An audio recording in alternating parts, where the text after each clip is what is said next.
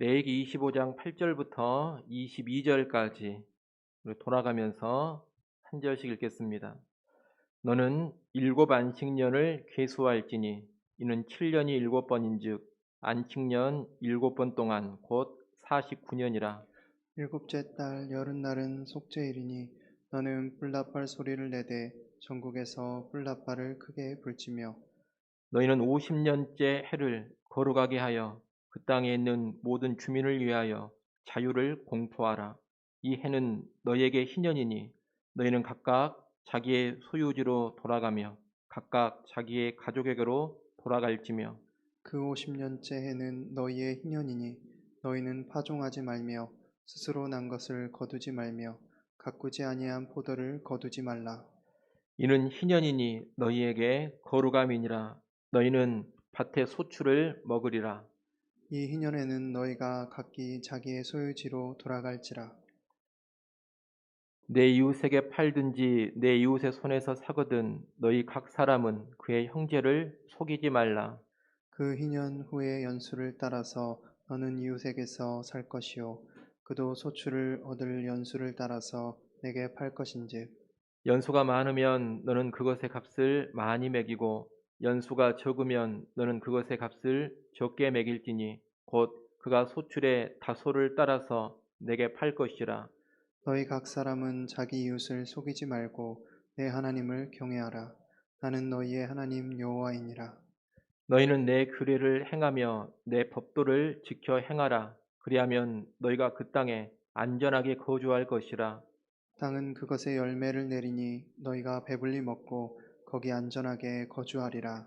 만일 너희가 말하기를 우리가 만일 일곱째 해에 심지도 못하고 소출을 거두지도 못하면 우리가 무엇을 먹으리요 하겠으나 내가 명령하여 여섯째 해에 내 복을 너희에게 주어 그 소출이 3년 동안 쓰기에 족하게 하리라. 같이 봅니다. 너희가 너희가 여덟째 여덟째 해에는 해에는 파종하려니와 파종하려니와 묵은 묵은 소출을 소출을 먹을 먹을 것이며 것이며 아홉째 아홉째 해에 해에 그 그 땅에 땅에 소출이 소출이 들어오기까지 들어오기까지 너희는 묵은 묵은 것을 것을 먹으리라. 먹으리라. 아멘. 구약 이스라엘 율법에 있어서 상당히 독특한 제도가 안식년과 희년의 제도입니다. 우리는 지난 시간에 안식년 제도를 봤습니다. 이 안식년은 매 7년째 농사를 쉬면서 자연스럽게 나오는 소출은 아무나 와서 먹게 하고 더불어 형제가 진 빚을 탕감해 주는 제도입니다. 오늘 우리가 읽은 본문은 그 안식년에 이어지는 희년에 관한 내용입니다. 희년은 히브리어로 요벨이라고 하고 영어로는 주빌리라고 합니다. 원래 이 요벨이라는 단어는 수양의 뿔 또는 그 수양의 뿔로 만든 뿔나팔을 의미하는 단어입니다. 그런데 희년이 될 때 이 수양 뿔로 만든 뿔나팔을 불었기 때문에 이 요벨이 뿔나팔과 더불어서 희년이라는 뜻도 가지게 되었습니다. 이 희년은 7번의 안식년을 지난 그 다음 해입니다. 그러니까 49년째가 7번째 안식년이 되고 그 다음 해인 50년째가 희년이 됩니다. 제 49년은 안식년으로 지키고 그리고 제 50년은 희년으로 연달아 지키는 겁니다. 이 희년이 되면 크게 세 가지가 행해집니다. 오늘 본문 10절, 11절 말씀을 여러분이 다시 한번 읽어보십시오. 10절, 11절 읽습니다. 너희는 50년째 해를 거룩하게 하여 그 땅에 있는 모든 주민을 위하여 자유를 공포하라. 이 해는 너희에게 희년이니 너희는 각각 자기의 소유지로 돌아가며 각각 자기의 가족에게로 돌아갈지며 그 50년째 해는 너희의 희년이니 너희는 파종하지 말며 스스로 난 것을 거두지 말며 가꾸지 아니한 포도를 거두지 말라. 아멘. 이 말씀에 따르면 50년째 되는 해는 희년으로서 그 땅에 있는 모든 주민을 위하여 자유를 공포하라고 합니다. 그러면서 이 희년에 행할 세 가지 일을 알려주고 있습니다. 첫째, 각각 자기의 소유지로 돌아갑니다. 자기의 소유지로 돌아간다 이 말은 가나안을 정복했을 때 분배받은 땅으로 돌아간다는 의미입니다. 다시 말하면 분배받은 땅을 원래의 주인에게로 돌려준다는 겁니다. 이스라엘 백성은 가나안을 정복할 때 각 지파 단위 그리고 각 집안 단위로 땅을 분배받습니다. 그래서 처음 가나안 땅에 들어가 살 때에는 모든 집안이 다 토지를 소유하고 있습니다. 그러나 시간이 점점 흐르게 되면 무슨 일이 벌어지게 되느냐? 집안에 따라서 농사가 잘 되는 집안이 있고 농사가 잘 되지 않는 집안이 있습니다. 또 어떤 집안은 성실하게 일하거나 또는 투자를 잘 해가지고 재산이 점점 더 늘어나는 반면에 어떤 집안은 가세가 기울기도 합니다. 그러다 보면 살기가 힘들어진 집안은 처음에 분배받은 그 집안 대대로 내려오는 땅을 팔 수도 있는 겁니다. 경제적으로 너무 힘들기 때문에 땅을 팔아서 생계를 유지하게 된다는 겁니다. 그렇게 땅을 팔아버리면 그 땅을 팔아버린 사람은 이제 소장농이 됩니다. 원래는 자기 땅, 자기 토지를 가지고서 자기 땅에서 농사를 짓는 자영농이었는데 이제 남의 땅에서 농사 짓는 소장농이 되어버리는 겁니다. 이런 식으로 많은 시간이 지나게 되면 이스라엘 백성들 안에는 일종의 경제적인 계급, 경제적인 계층이 형성됩니다. 어떤 사람은 자기 땅을 팔 수밖에 없었고 그에 따라서 소장농으로 전락을 합니다. 어떤 사람은 여전히 자기 땅을 가지고 있는 채로 자영농으로 살아갑니다. 또 어떤 사람은 다른 사람의 땅을 사들여서 많은 땅을 소유하고 그중에는 대지주가 되는 사람이 나타나기도 합니다. 그런데 이런 식으로 살아가다가 희년이 되면 처음에 땅을 분배받은 그 사람에게 그 땅을 다시 그대로 돌려준다는 겁니다. 땅을 팔아야 했던 집안은 가나안 땅에서 처음 분배받아 소유했던 땅을 공짜로 돌려받습니다. 그리고 땅을 돈 주고 산 집안은 처음에 자기 집안이 분배받은 그 땅만 남겨놓고 나머지 모든 땅, 추가로 샀던 땅들은 원래의 주인에게 다 돌려줘야 합니다. 땅을 원래의 주인에게 돌려주는 것, 이것이 희년에 행해지는 첫 번째 일입니다.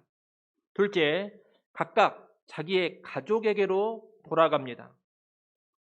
각각 자기의 가족에게로 돌아간다는 말은 종살이와 연관된 내용입니다. 경제적으로 힘들어지면 먼저 무엇을 파느냐? 땅을 팝니다. 가지고 있는 토지, 땅을 팔아서 생계를 유지합니다. 그런데 소유한 땅을 팔고서도 경제적인 형편이 나아지지 않고 계속해서 더 악화가 되어지면 결국에는 어떻게 하느냐? 자기 자신을 종으로 팔게 됩니다. 남의 집 종이 되어서라도 생계를 유지하는 그런 길로 가게 된다는 겁니다. 그런데 희년이 되면 이렇게 종이 된 사람들이 다 해방됩니다. 자유인이 되어서 자기 집안으로 돌아가는 겁니다. 종의 해방, 이것이 희년에 행해지는 두 번째 일입니다. 셋째, 농사를 쉽니다. 희년이 되면 파종하지 않습니다. 그리고 땅에서 스스로 난 것은 거두지 않고 가꾸지 않았는데도 저절로 맺어진 열매, 포도들도 거두지 않습니다. 그대로 놔두고서 필요한 사람이라면 누구든지 와서 따먹게 하는 겁니다. 이것이 희년에 행해지는 세 번째 일입니다. 이 세 번째 일은 안식년에 행해지는 농사를 쉬는 일, 휴경과 또 같은 겁니다. 그러니 49년째 안식년에도 휴경을 하고 50년째 희년에도 휴경을 합니다. 희년이 있을 때에는 연달아 2년 동안 농사를 짓지 않는 겁니다. 이러한 일을 시행하는 희년은 언제 선포되느냐? 9절 말씀을 보십시오. 9절 말씀에 보게 되면 이 희년은 50년째 되는 해 7월 10일 속죄일에 뿔나팔을 불면서 선포합니다. 7월 10일에 속죄일, 우리가 레위기 23장에서 유대인의 절기를 배울 때 살펴봤습니다. 이 속죄일은 모든 이스라엘의 죄와 부정을 다 씻어버리고 제거하는 날입니다. 바로 이 커다란 속죄의 날, 대속죄일에 자유의 해인 희년이 선포되는 겁니다. 이상이 희년에 대한 기본적인 규례인데 이어지는 13절부터 22절까지 말씀은 희년을 지키기 위해서 요구되는 기본적인 원칙입니다. 크게 두 가지 원칙을 말하고 있습니다. 첫째는 정직의 원칙입니다. 이 정직의 원칙을 13절부터 17절에서 다룹니다. 백성들이 처음 분배받은 땅으로 돌아가는 것이 희년인데 이 희년과 연관해서 토지를 매매하는 과정이 정직해야 합니다. 14절에 보면 이스라엘 백성들은 토지를 매매할 때 형제를 속이지 말라고 합니다. 가격을 속이지 말고 정당한 가격에 토지를 거래하라 이 말입니다. 특히 여기서 속이다 이 말은 속인다라는 뜻과 더불어서 무슨 뜻도 가지고 있느냐? 억압한다, 착취한다 이런 뜻도 가지고 있습니다. 그러니 속이지 말고 토지를 거래하라 이 말은 말 그대로 속이지 않고 정직하게 토지를 거래한다 이런 뜻을 가지고 있고 더불어서 억압하거나 착취하지 않고 정직하게 토지를 거래하라 이런 뜻도 가지고 있습니다. 이 15절 16절에 따르면 토지를 사고 파는 토지 가격은 두 가지를 고려해서 책정이 됩니다. 하나는 희년 때까지 남은 연수입니다. 희년이 돌아오면 구입했던 토지를 본래 소유주에게 돌려줘야만 합니다. 따라서 이 토지 가격은 희년까지 남은 연수에 비례를 합니다. 희년이 멀리 떨어져 있으면 토지 가격이 비쌉니다. 반대로 희년이 곧 있게 된다면 희년이 가까이 있으면 토지 가격이 떨어지는 겁니다. 희년이 얼마 남았느냐 여기에 따라서 토지 가격이 좌우되는 겁니다. 또 하나는 토지의 생산성, 다시 말하면 소출 정도입니다. 동일한 규모의 토지라 하더라도 생산성에 있어서는 차이가 있을 수 있습니다. 생산성이 높으면, 다시 말해 소출이 높으면 높은 가격에 토지가 거래됩니다. 반대로 소출이 적으면 토지 가격이 상대적으로 더 낮습니다. 이스라엘 백성들은 이 두 가지, 다시 말하면 희년까지 남은 횟수와 토지의 생산성을 고려해서 토지 가격을 결정하고 그 정해진 토지 가격대로 토지를 매매해야 한다는 겁니다. 토지 가격을 속이지 말라 했는데 가격을 속이는 행위는 이런 것들입니다. 아직 희년까지 횟수가 많이 남아있다면 비싼 가격에 토지가 거래되어야 합니다. 그런데 토지를 사려는 사람이 토지를 팔려고 하는 사람의 처지를 악용해가지고 그 토지를 싸게 사려고 할 수가 있습니다. 보통 토지를 팔려고 하는 사람은 어떤 사람이냐? 경제적으로 힘들어진 사람입니다. 가난해진 사람이라는 겁니다. 이 사람은 형편이 힘들고 어려워서 분배받은 땅을 팔 수밖에 없게 되었습니다.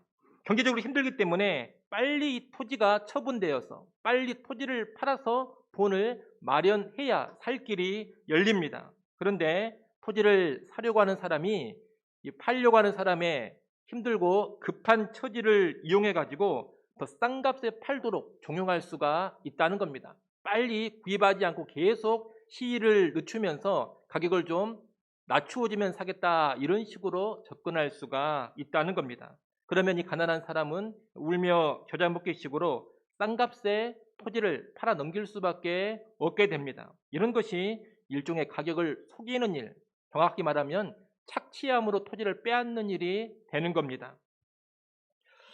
또 토지의 생산성을 속여서 토지 가격을 속일 수도 있습니다. 생산성이 좋지 않은 땅인데 팔려고 하는 사람이 내가 팔려고 하는 그 땅의 생산성이 아주 좋은 것처럼 속이고 조작해서 비싼 가격에 팔 수도 있는 겁니다. 또 생산성이 분명히 좋은 땅인데 생산성이 별로 좋지 않은 것 같다고 억지를 부리면서 싸게 사려고 할 수도 있습니다. 이런 행위도 가격을 속이는 일이 되는 겁니다. 이스라엘 백성은 이런 속이는 일을 하지 않아야 합니다. 17절 말씀에 보면 너희 각 사람은 자기 이웃을 속이지 말고 내 하나님을 경외하라고 합니다. 모든 것을 감찰하시고 심판하시는 하나님, 그 하나님 두려운 줄을 알고 속이는 일을 하지 말라는 겁니다. 이렇게 평소에 정직하게 토지 거래가 이루어져야지만 희년이 제대로 구현됩니다. 평소에 토지 거래에서부터 거짓이 난무한다면 희년 제도 역시 제대로 구현될 가능성이 희박해지는 겁니다. 희년을 지키기 위한 두 번째 원칙은 신뢰의 원칙입니다. 이 신뢰의 원칙은 18절부터 22절에 잘 나옵니다. 하나님 먼저 18절 19절에서 가나안 땅에 안전히 거주하려면 희년법을 지키라고 권면합니다. 희년법을 지키면 가나안 땅에서 그 땅의 열매를 배불리 먹으면서 안전히 거할 수가 있다는 겁니다. 하나님이 그렇게 해 주신다는 겁니다. 그러면서 안식년과 희년 이렇게 2년 연속으로 경작을 하지 않으면 어떻게 먹고 살 수가 있을 것인가, 이런 의구심, 걱정에 대한 답변을 해 주십니다. 우리가 지난번에 안식년 규례를 봤는데, 안식년이 되면 1년 동안 농사를 쉬어야 합니다. 그런데 1년간 농사를 짓지 않는 것은 상당히 불안한 일입니다. 잘못하다가는 굶어 죽는 것 아닌가, 잘못하다가는 우리가 망하는 것 아닌가, 이런 불안이 급습해 오는 겁니다. 그런데 희년을 지키려면 안식년에 이어서 희년까지 2년 동안 농경을 쉬어야 합니다. 1년이 아니고 2년입니다. 그러니 얼마나 더 불안하고 초조하겠습니까? 이 하나님은 내가 먹을 것을 충분히 공급해 줄 테니 안식년과 희년을 지켜라, 이렇게 말씀하시는 겁니다. 20절로 22절이 그 약속의 말씀입니다. 하나님은 희년을 앞둔 6째 해에는 그 소출이 3년 동안 쓰기에 족하게 해주시겠다고 약속합니다. 21절 말씀을 여러분이 한번 읽어보십시오. 21절 읽습니다. 내가 명령하여 6째 해에 내 복을 너희에게 주어 그 소출이 3년 동안 쓰기에 족하게 하리라. 아멘. 희년을 앞둔 6째 해 추수 때에는 3년 동안 먹을 수 있는 것을 거두게 해주시겠다는 겁니다. 이 3년 동안 쓰기에 족하게 하리라 해서 3년은 6년째 추수를 마친 후부터 안식년과 희년을 지낸 후 제9년째 되는 해 추수할 때까지의 기간을 말하는 겁니다. 이스라엘은 이 하나님의 약속, 하나님의 공급을 신뢰해야지만 희년을 지킬 수가 있습니다. 희년을 지키면 하나님께서 모든 위험으로부터 안전하게 지켜주신다고 약속을 하셨다. 희년을 지키고자 한다면 하나님은 6년째에 3년 먹을 수 있는 것을 추수할 수 있게 해주신다고 보장을 하셨다. 이 하나님의 약속에 대한 굳건한 믿음, 다시 말하면 하나님에 대한 신뢰가 절대적으로 있어야 희년을 지킬 수가 있는 겁니다. 이렇게 정직의 원칙 그리고 신뢰의 원칙을 기반으로 해서 희년 제도가 지켜지는 겁니다. 이상이 희년과 연관된 기본적인 규례와 원칙인데, 이 희년과 연관된 구체적인 적용은 우리가 희년의 세부 지침들을 살펴볼 때 다루도록 하겠습니다. 오늘 본문에 이어지는 23절부터 55절까지의 말씀을 보면 희년의 세부적인 규례들, 더 구체적인 지침들이 쭉 나옵니다. 거기 보면 부동산을 돌려주는 일, 종된 형제를 자유케 하는 일을 아주 구체적으로 어떻게 처리해야 하는지를 가르쳐 줍니다. 우리가 그 내용들을 다룰 때 희년이라는 제도의 현대적인 적용에 대해서 살펴보도록 하겠습니다. 대신에 오늘은 이 희년이 예수 그리스도의 구원을 예표하는 것임을 말씀드리고자 합니다. 복음서에 보면 예수님께서는 당신의 공생애를 시작하실 때 첫 번째 선포로 희년에 관한 말씀을 하셨습니다. 누가복음 말씀으로 한번 가보겠습니다. 누가복음 4장입니다.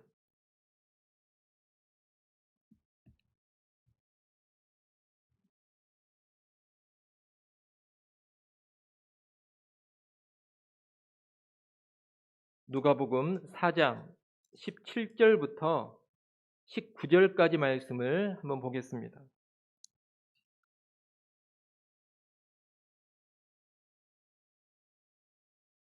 누가복음 4장 17절부터 19절까지 같이 한번 읽어보겠습니다. 함께 읽습니다.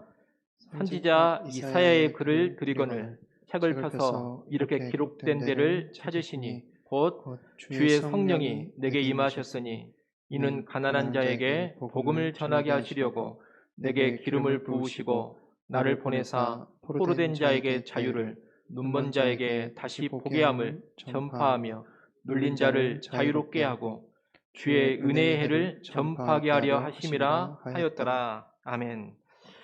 이 부분은 예수님께서 나사렛 회당에 들어가셔서 하신 일입니다. 예수님은 나사렛 회당에 들어가셔서 선지자 이사야의 글을 먼저 읽으십니다.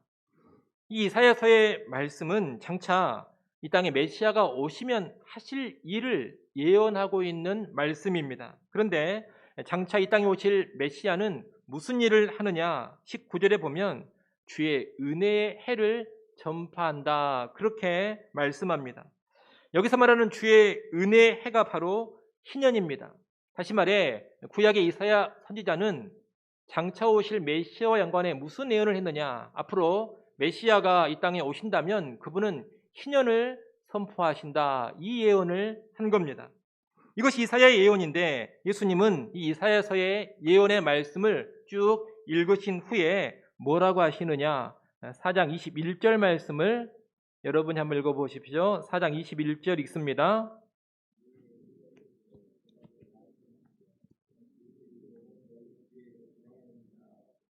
아멘. 뭐라고 말씀하십니까? 이 글이 오늘 너희 귀에 응하였느니라 라고 하십니다. 예수님은 이사야서의 이 예언의 말씀이 바로 지금 이루어졌다고 선언하시는 겁니다. 다시 말해 예수님 자신이 약속된 메시아로서 은혜의 해, 희년을 선포하신다는 겁니다. 우린 여기서 예수님의 사역이 다른 것이 아닌 희년을 이루는 사역이라는 것을 알게 됩니다. 여러분, 희년이라는 것은 모든 것이 원상복귀되는 것입니다. 종되었던 이스라엘 사람은 자유인이 됩니다. 경제적으로 파산해버린 사람들에게는 그들이 원래 소유했던 토지가 돌려집니다. 땅도 안식하며 쉬게 됩니다. 희년이 선포되면 이스라엘 백성과 사회 그리고 자연이 다 처음 상태로 회복이 된다는 겁니다. 그런데 예수님께서 바로 이런 희년의 회복을 위해 이 땅에 오셨다고 합니다. 그러면 이 희년의 회복은 무엇을 통해서 이루어지느냐? 십자가의 구속을 통해서 이루어집니다. 십자가의 구속을 통해서 택한 백성의 죄 문제를 해결해 주심으로써 원상 회복이 이루어진다 이 말입니다. 이와 연관해 우리는 희년이 속죄일인 7월 10일에 나팔을 불면서 시작되었음을 주목해야 합니다. 여러분, 희년이 언제 시작이 되느냐? 이스라엘의 모든 죄와 부정을 다 씻어내는 대속죄일에 나팔을 불면서 시작됩니다. 백성은 모든 죄와 부정을 속하는 그날이 바로 어떤 날로 경험되어지느냐? 종노릇에서 해방되는 날, 토지가 회복되는 날, 자연이 회복되는 날로 경험이 되어진다는 겁니다. 한마디로 속죄의 그날이 곧 회복의 날, 희년의 날입니다. 속죄하는 그날이 자유와 해방의 날이요, 그날이 은혜의 날입니다. 우리는 창세기를 통해서 아담과 하와의 범죄로 인해 사람이 죄와 사망의 종이 되어버렸음을 잘 알고 있습니다. 또한 아담과 하와의 범죄로 인해서 하나님이 창조하신 이 세상 그리고 자연이 파괴되어 버렸다는 것도 잘 알고 있습니다. 하나님의 형상으로 지음받은 인간이 죄와 사망의 종이 되어버린 것, 지극히 선하고 아름다웠던 이 창조 세계가 다 깨져버린 것은 무엇 때문이냐? 다른 것 때문이 아닙니다. 바로 죄 때문입니다. 바로 이 근본적인 죄 문제를 해결하고 인간과 자연을 비롯한 창조하신 온 세상을 다시 회복시키는 것, 여러분, 이것이 창조주 하나님의 구원의 계획입니다. 이 구원의 계획을 이루기 위해서 하나님의 아들 예수님께서 그리스도로 메시아로 이 땅에 오셨습니다. 그리고 대속죄일이 보여주는 것처럼 십자가에서 우리의 모든 죄를 대신 지시고 죽으셨습니다. 그 십자가의 죽음으로 죄사함의 구원을 이루셨습니다. 나아가 이 죄사함을 기반으로 해서 이제 타락한 온 세상의 회복이 시작되는 겁니다. 인간을 비롯한 하나님이 창조하신 온 세상에 죄사함의 구원을 기반으로 해서 희년이 임하게 된다 이 말입니다. 그래서 예수님은 구원자로서 자신의 사역을 무엇이라고 규정을 하셨느냐? 희년의 선포로 규정을 하신 겁니다. 이것은 우리에게 구원에 관해서 아주 중요한 진리를 가르쳐 줍니다. 어떤 진리냐? 구원이라는 것은 그저 죄사함의 구원으로만 끝나는 것이 아니라는 겁니다. 구원은 그저 죄사함의 구원으로만 끝나지 않는다. 이것이 희년과 연관된 대속죄일이 우리에게 가르쳐주는 진리입니다. 예수님을 통해 주어지는 구원은 죄사함의 구원에서 더 나아가 사회, 경제, 자연의 영역으로까지 확장이 됩니다. 내가 죄사함 받아 구원받는다. 다시 말해 내가 죄사함 받고 천국 간다. 이것이 구원의 전부가 아니라는 겁니다. 하나님의 구원의 계획은 죄사함을 근간으로 해서 사람도, 사회도, 경제도, 자연도 다 회복이 되는 겁니다. 한마디로 창조주 하나님의 구원은 총체적인 구원입니다. 그저 인간만 구원하는 게 아니라 창조하신 온 세상을 총체적으로 구원하는 것, 이것이 창조주 하나님의 구원 계획이라는 겁니다. 창조된 이 세상의 모든 것이 다 회복되는 것이 궁극적인 구원입니다. 우리는 대속죄일에 선포되는 희년을 보면서, 그리고 예수님께서 메시아로서의 자신의 구원 사역을 희년의 선포로 규정하신 것을 보면서 구원의 광범위함, 구원의 총체성을 깨닫게 되는 겁니다. 그러니 여러분, 우리가 죄사함의 구원을 받았다면, 죄사함의 구원을 받은 우리는 창조 세상 전체에 관심을 가져야 합니다. 우리 그리스도인의 삶을 나 죽어 천국 간다 이렇게만 이해를 하면 안 됩니다. 우리는 하나님이 의도하신 총체적인 구원을 추구해야 합니다. 이를 위해 무엇보다도 먼저 복음을 전해서 사람들을 죄와 사망으로부터 자유케 해줘야 합니다. 죄와 사망의 종이 되어 있는 사람들에게 예수 그리스도를 전해서 그들이 예수를 믿어 죄 사함 받고 구원받게 해야 합니다. 죄인들을 복음으로 구원해서 죄와 사망에서 벗어나 자유케 해줘야 한다는 겁니다. 이것이 총체적 구원의 뿌리가 되는 일입니다. 총체적 구원의 근간이다 이 말입니다. 그리고 더 나아가서 육체적으로 경제적으로 억눌리고 종된 사람들을 자유케 하고자 해야 합니다. 이를 위해 가난하고 힘들고 고통당하는 사람들에게 우리 그리스도인들은 깊은 관심을 가져야 합니다. 그들이 가난과 고통에서 벗어나게 하는 삶에 일조해야 합니다. 또 경제정의, 사회정의의 실현에도 관심을 기울여야 합니다. 경제정의, 사회정의가 구현되기를 우리는 계속해서 기도해야 할 것입니다. 투표도 잘해야 합니다. 누가 지도자가 되어야 이 땅에 사랑과 정의가 더 온전히 좀 더 잘 구현될 수 있는지를 잘 분별하고 파악해서 기도하면서 지혜롭게 투표를 해야 하는 겁니다. 또 내 삶의 현장에서 작은 것이라도 사랑을 실천하고자 해야 합니다. 또한 정의를 구현하는 일을 해야 합니다.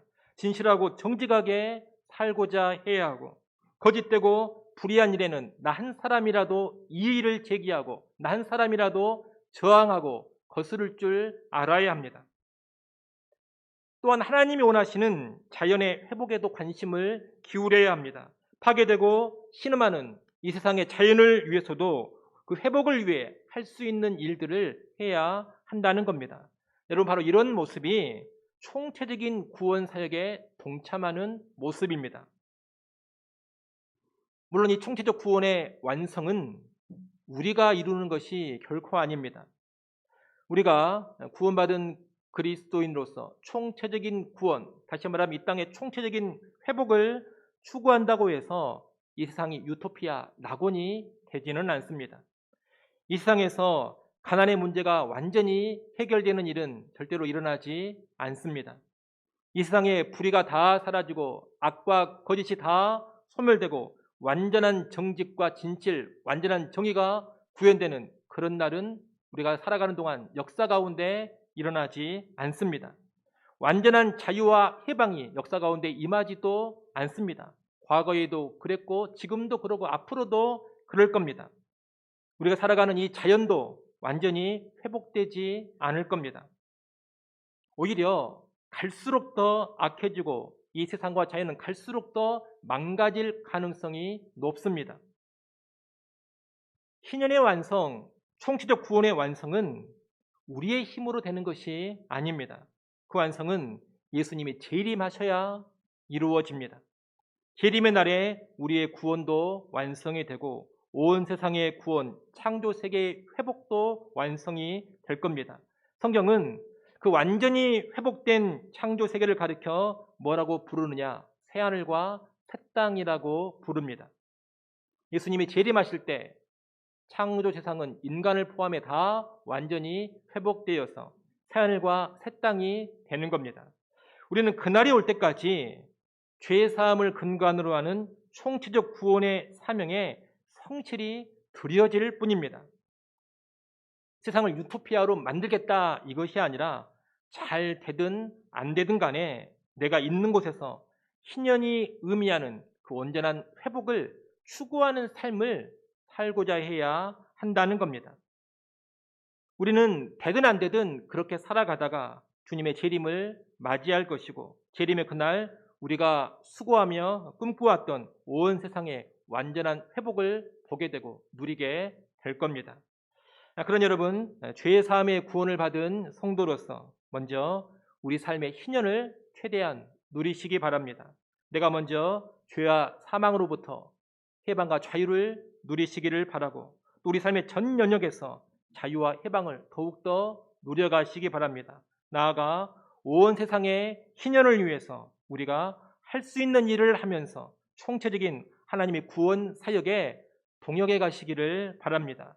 내 삶의 현장에서 세상의 회복을 위해 할 수 있는 작은 일들이라도 하나하나 하시기를 바랍니다. 내 이웃에게 복음을 전하는 일, 이 땅의 회복을 위해 기도하는 일, 내 삶 가운데 작은 정직과 진실로 살아가는 일, 내 주변에 힘들고 어려운 사람을 위해 기도해주고 그들을 섬길 수 있는 최선을 다해 섬겨주는 것, 작은 물질이지만 나의 것을 베풀고 나누어서 힘들고 가난한 자들을 섬겨주는 일, 또 자연의 회복을 위해서도 작은 환경의 보호를 하는 일, 여러분 이런 것이 다 총체적 구원 사역에 동참하는 우리의 삶이 될 것입니다. 아무쪼록 여러분 개개인이 예수 그리스도 안에서 희년을 더 온전히 누려가시고 또 이 땅 가운데 희년이 의미하는 바 회복의 사역에 가능한 한 최선을 다해 드려지는 그런 성도들 될 수 있기를 간절히 축원합니다.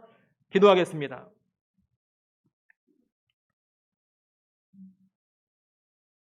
하나님 아버지, 대속죄일에 선포되는 희년을 통해서 죄사함의 구원은 죄인된 인간을 포함한 창조세계 전체의 회복을 목표로 함을 보았습니다.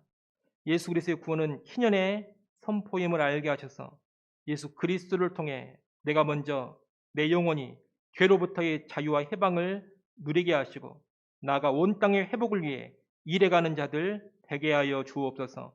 우리의 구원관이 편협해지지 않기를 원합니다. 성경이 가르쳐 주는 대로 죄인의 구원, 사회의 구원, 자연의 구원까지 망라하는 총체적인 구원의 삶으로 나아가게 하여 주옵소서. 예수님의 이름으로 기도드리옵나이다. 아멘.